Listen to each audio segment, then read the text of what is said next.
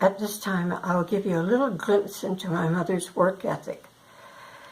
After Mr. Biggin died of cancer, my mother had to remain at home while one daughter later went to a nunnery, cloistered nunnery, and the other daughter, after high school, went to Queen's University.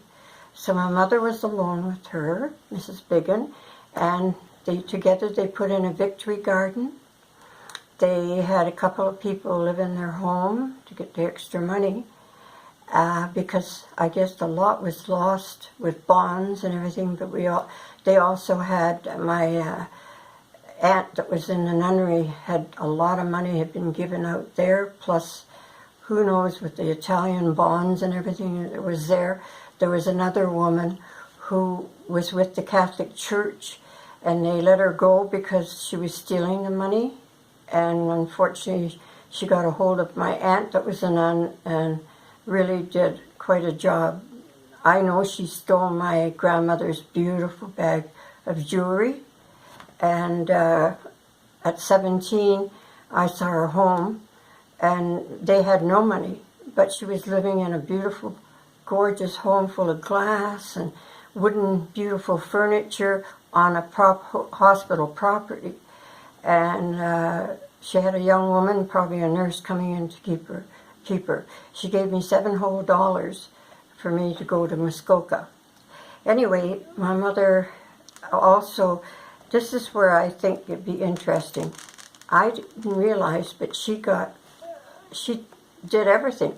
I swear Mom charmed her way getting jobs in various venues, because in the 40s, 50s, 60s, there weren't many jobs for women.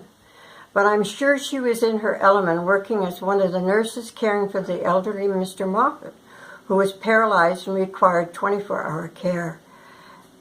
This position is located in Cornwall, Ontario, the town where Mom was brought along with the Biggin family from Peru. In the 1940s, Mom obtained a certificate with high marks. I saw it, but I can't find it. From a correspondence course taken through the Chicago School of Nursing, perhaps in practical nursing.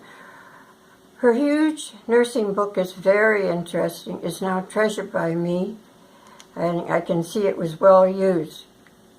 Combined with her certificate in home nursing dated July 1931 under the auspices of the Ontario Provincial Council at Cornwall, affiliated with the St. John Ambulance Association. Mr. Moffat was the owner of Moffat Stoves and Fridges across Canada and the U.S. Many remember all that when I talked to them.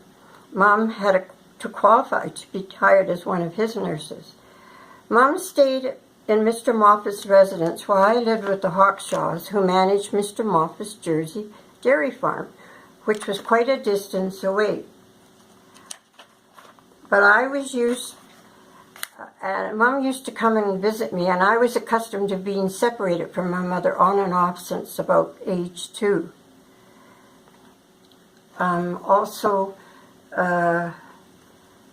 That's it. Good job, Mary. Good job. You did great. Did it? Yeah, you did. Thanks for telling the story. Okay, now we'll stop. Can I see it?